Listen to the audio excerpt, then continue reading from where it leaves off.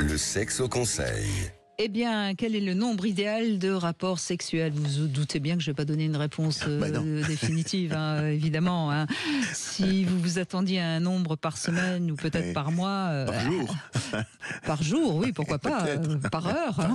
Allons-y, soyons fous. Non. C'est évidemment seuls les deux partenaires d'un couple qui peuvent répondre à cette question, mais c'est quand même une question à laquelle il faut ajouter que c'est pas des mathématiques.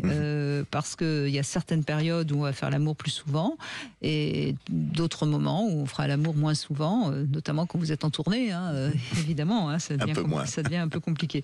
Bref, mais c'est quand même possible de trouver le juste équilibre, c'est le propos de ce sexo conseil. D'abord en privilégiant la qualité à la quantité, et ça c'est quand même très important de le rappeler, peut-être pas pour les très jeunes hein, qui sont plus... Ils sont bien verts. Oui, si vous voulez, j'aurais plutôt vu du rouge que du vert, rouge moi, aussi, mais oui. c'est pas grave. Bref, donc quand on privilégie la qualité, ça veut dire que l'un et l'autre vont avoir envie de recommencer plus souvent. Quand c'est la quantité, généralement plutôt la femme, elle va être un petit peu... les courts-métrages, ça va un moment. Hein. Bon. Pour moi, c'est le cuiki. Le cuiki, aller manger au cuik, oui. C'est tous les jours, c'est un peu indigeste quand même. Absolument. Donc en sachant que si ça se passe bien, on va donc forcément évacuer certaines tensions inhérentes à la vie à deux, et donc on va être plus apte à se retrouver pour une relation sexuelle harmonieuse. En revanche, il y a quand même des chiffres que je peux donner. Quel serait le chiffre minimum justement, non pas par semaine, mais par mois, hein. Par an? Non, par mois. Je vais dire par mois. Si il y a bien sûr le chiffre par semaine de la moyenne des Français, c'est 2 fois et demi par semaine. Mais ça, j'y crois pas trop. Vous êtes d'accord, hein, ça me paraît beaucoup trop quand on connaît le nombre de rapports sexuels des couples.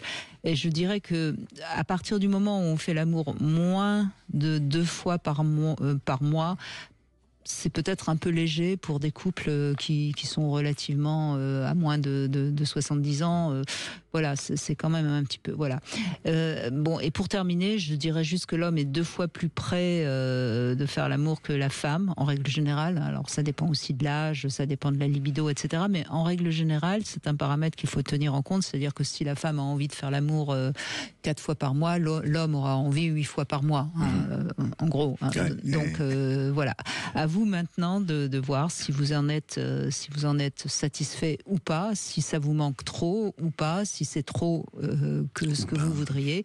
Et à ce moment-là, ça vaut le coup d'en parler. Mais ne faites pas ça, ne tenez pas des comptabilités mathématiques, parce que c'est pas comme ça que vous allez vous retrouver sexuellement, évidemment. C'est pas la performance, le nombre de fois, quoi. Non.